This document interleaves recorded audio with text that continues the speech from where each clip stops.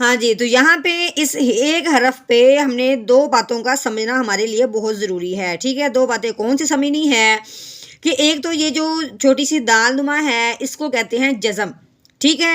تو جزم کا مطلب کیا ہے؟ جس حرف کے اوپر جزم آ جاتی ہے یہ اس کو ساکن کر دیتی ہے، ٹھیک ہے؟ تو یہ بات ہم نے ذہن میں رکھنی ہے کہ جزم جس کے حروف پر ہوتی ہے اس سے پہلے والا جو حرف ہوتا ہے وہ اس کے ساتھ ضرور ملتا ہے، ٹھیک ہے؟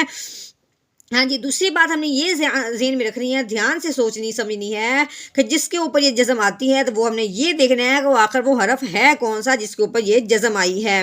تو اب ہم نے دیکھا ہے کہ وہ حرف کون سا ہے، دال ہے۔ تو دال کیا ہے؟ جو ہم نے حروف قلقلہ یاد کیے ہوئے ہیں، حروف قلقلہ میں سے ایک یہ دال بھی ہے۔ تو حروف قلقلہ کا کیا مطلب ہے کہ حروف قلقلہ کے اوپر جب یہ جزم آ جاتی ہے، حروف قلقلہ جب ساکن ہو جاتا ہے تو اس کو کیا کرتے ہیں؟ ہلا کے پڑھتے ہیں۔ ہلانے کا مطلب کیا ہے کہ اس حرف کو اس کی بنیاد سے، اس کی جگہ سے تھوڑا سا ہلا دینا۔ کیسے؟ علم یاجید، یاجید، جب یہ ہے نا یاجید، یہ اس کا قلقلہ ہے، یعنی اس کو ہم نے کیا کر دیا؟ اس کی جگہ سے ہلا دیا ہے۔ تو اگر ہم اس کو پڑھیں گے یاجید تو یہ اس کی یعنی جو اس کی حق ہے اس کا ادا کرنے کا، لفظ کو پڑھنے کا جو اصل طریقہ ہے وہ ہم نہیں پھر ادا کر سکیں گے، ٹھیک ہے؟ تو آپ نے اس ویڈیو کو مکمل طور پہ دھیان سے سننا ہے، انشاءاللہ آپ کو ایک ایک حرف پہ بہت زیادہ باتیں سمجھنے کو ملیں گی۔ نحمده ونصلي على رسوله الكريم، اما بعد فاعوذ باللہ من الشیطان الرجیم، بسم اللہ الرحمن الرحیم۔ السلام علیکم ورحمۃ اللہ وبرکاتہ۔ امید ہے آپ سب خیریت سے ہوں گے، انشاءاللہ جہاں ہوں گے ایمان اور صحت کی نعمت سے مالا مال ہوں گے۔ ہاں جی، تو آغاز کرتے ہیں ہم اپنے آج کے سبق کا دعاؤں کے ساتھ، تو چلیے شروع کرتے ہیں۔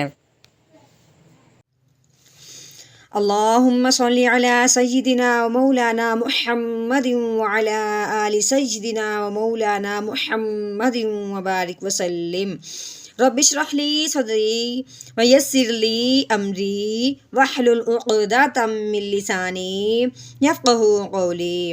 رب زدنا علما، رب زدنا علما، رب زدنا علما۔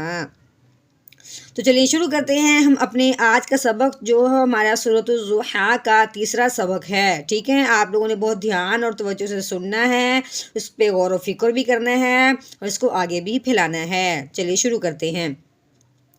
اعوذ باللہ من الشیطان الرجیم، بسم اللہ الرحمن الرحیم۔ چلیں جی، اب ہم نے کیا دیکھنا ہے کہ یہاں پہ الف ہے، ٹھیک ہے؟ الف کے اوپر زبر زیر پیش ہو اس الف کو حمزہ کہتے ہیں، ٹھیک ہے؟ اب ہم نے اس کو الف نہیں پڑھنا بلکہ ہم نے اس کو حمزہ پڑھنا ہے۔ حمزہ زبر آ، ٹھیک ہے؟ آ کی آواز ہم نے حمزہ کی ہی نکالنی ہے، یا تو یہاں پہ کوئی ہا کی آواز نکلے گی، نہ پہ تو یہاں پہ کوئی عین کی آواز نکلے گی، ٹھیک ہے؟ آ صاف کر کے آواز نکالنی ہے۔ آگے ہم نے جب دیکھا ہے لام ہے، لام کے اوپر زبر ہے تو ساتھ ہی کیا آ گیا؟ میم ساکن آ گیا۔ میم ساکن ہو تو اس کا کیا دھیان رکھتے ہیں کہ میم ساکن کے بعد جیسے ہی آگے فوراً با آ جائے تو کیا کرتے ہیں کہ میم ساکن پہ غنہ کرتے ہیں، ٹھیک ہے؟ اب یہاں پہ ہم جب دیکھا ہے کہ میم ساکن کے بعد با نہیں بلکہ یا ہے تو ہم نے کیا کرنا ہے کہ میم ساکن پہ غنہ ہرگز نہیں کرنا، ٹھیک ہے؟ لام کو میم کے ساتھ ملائیں گے کیونکہ میم ساکن ہے۔ میم جو چھوٹی سی اس کے اوپر جزم لگی ہے جو دال نما ہے، یہ جس کے اوپر بھی آ جاتی ہے اس کو ساکن کر دیتی ہے۔ تو کیا کریں گے؟ لام میم زبر لام، عالم، ٹھیک ہے؟ عالم۔ اب یہ دیکھیں یہ یا ہے، اکثر ایسے حرف پڑھنے میں لوگوں کو دشواری ہوتی ہے، تو آپ نے دھیان سے دیکھنا ہے کہ یہ جو سرا ہے یہ یا کا ہے، تو یہ جو زبر ہے یہ بھی یا کی ہے، ٹھیک ہے؟ آگے جب یہ بات اتنی ختم ہو جائے گی تو یہ پیچھے کیا رہ گیا؟ جیم رہ جائے گا، ٹھیک ہے؟ جیم کے نیچے کیا آ گئی؟ زیر ہے۔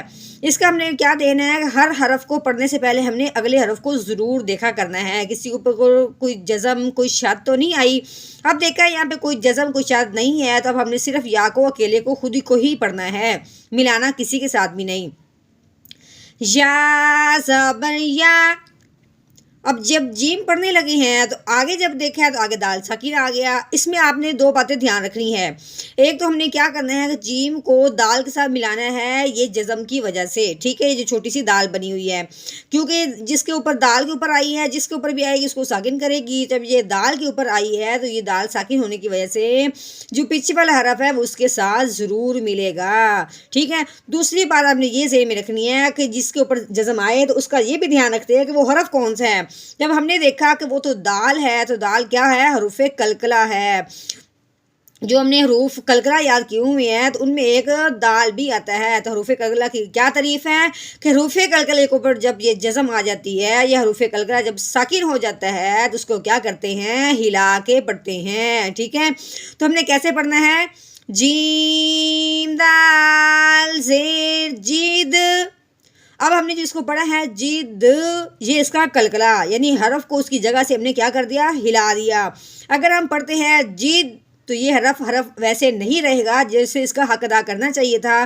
اب ہم نے کیا پڑھنا ہے؟ یا جید، کاف زبر کا، یا جید کا، عالم یا جید کا. ٹھیک ہو گیا. ہاں جی، آگے دیکھیں ہیں جب ہم یہ حرف پڑھنے لگے ہیں، جب آگے بھی دیکھا تو آگے کوئی جزم یا شد نہیں ہے، تاکہ اپنی نیچے زیر لگی ہوئی ہے.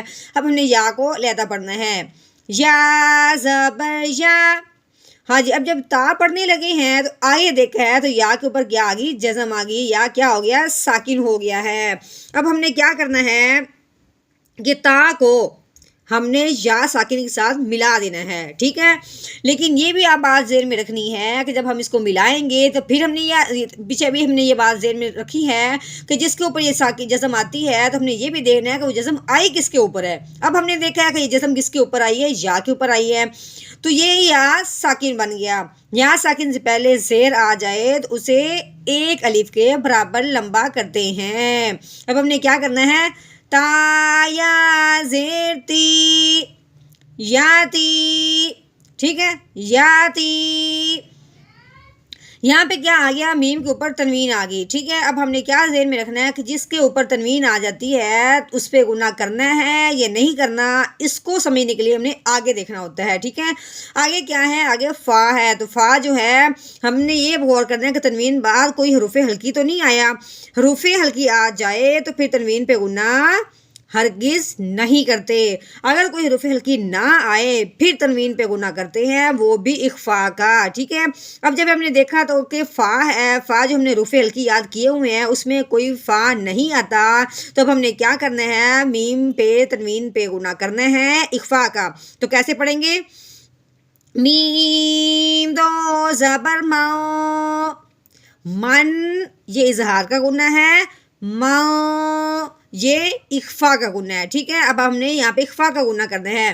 یتیماؤ. ٹھیک ہے. یتیماؤ.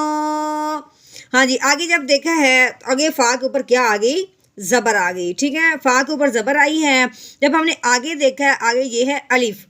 ٹھیک ہے. ابھی ہم نے پیچھے بھی یہ پڑھا تھا کہ الف کے اوپر زبر زیر پیش آ جائے اس الف کو حمزہ بنا دیتے ہیں. یہاں بھی جب ہم نے دیکھا کہ الف کے اوپر کھڑی زبر آ گئی ہے، الف کے اوپر جب کھڑی زبر آ جاتی ہے، یہ کھڑی زیر ہو تو اس الف کو یعنی جو کچھ بھی کبھی بھی لگے الف کے اوپر تو اس الف کو ہم نے کیا بنانا ہے؟ حمزہ بنانا ہے. تو اب ہم اس کو حمزہ بناتے ہو کیسے پڑھیں گے؟ حمزہ کھڑی زبر آ، فا آ. ایک تو ہم نے اس کو حمزہ بنانا ہے کھڑی زبر کی وجہ سے، پھر اس کھڑی زبر کی وجہ سے ہی ہم نے اس کو ایک الف کے برابر لمبا بھی کرنا ہے. ٹھیک ہے. آگے پھر دیکھا ہے آگے پھر واؤ کھڑی ہے، واؤ کے اوپر کیا آ گئی؟ کھڑی زبر. اب ہم نے اس کو بھی واؤ کو کھڑی زبر کی وجہ سے کیا کرنا ہے؟ ایک الف کے برابر لمبا کرنا ہے. تو کیا کریں گے؟ واؤ کھڑی زبر وا، فا آ وا. ٹھیک ہے. فا آ وا. اب ہم نے یہاں پہ وقف کرنا ہے. تو وقف کی وجہ سے ہم نے کیا کرنا ہے کہ کھڑی زبر ہو یا کھڑی زیر ہو اس کو ویسے کا ویسے ہی رہنے دیتے ہیں، اس میں کوئی تبدیلی نہیں کرتے. اگر تبدیلی ہوتی ہے تو وہ صرف ہمارے لہجے کی ہوتی ہے کہ ہم نے اپنا لہجہ نیچے کی طرف لے کے آنا ہے. کیسے پڑھیں گے؟ آگے وقف فا آ وا، پہلے ہم نے پڑھا تھا فا آ وا. اب ہم نے وقف کی وجہ سے فآوا، اس لہجے کا مطلب کیا ہوگا کہ یہاں جو بات ہو رہی تھی وہ ایک دفعہ یہاں پہ کیا ہو گئی ہے، مکمل ہو گئی ہے، ٹھیک ہے۔ اب ہمارا سبق جو ہے یہیں تک ہی ہے، ٹھیک ہے۔ آج کی ہماری ایک آیت ہی ہوگی تو اس کو بھی آپ نے بہت دھیان اور توجہ سے محنت سے بار بار سننا ہے، بار بار سمجھنا ہے، انشاءاللہ آپ کے دماغ کے اندر یہ چیز بیٹھ جائے گی، آپ کو سمجھ بھی آ جائے گی، اور جو اللہ تعالیٰ کی رضا ہے تو وہ علیحدہ ہوگی، ٹھیک ہے۔ اب ہم نے کیا کرنا ہے، اعوذ باللہ بسم اللہ روانگی کے ساتھ پڑھنا ہے، جیسے ہم نے اس آیت کو اب روانگی کے ساتھ پڑھنا ہے، ٹھیک ہے۔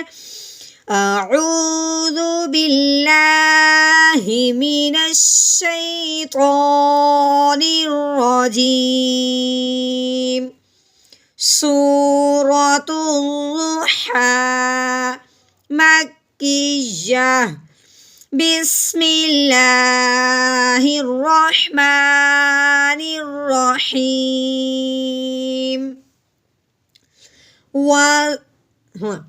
أَلَمْ يَجِدْكَ يَتِيمًا فَآوَىٰ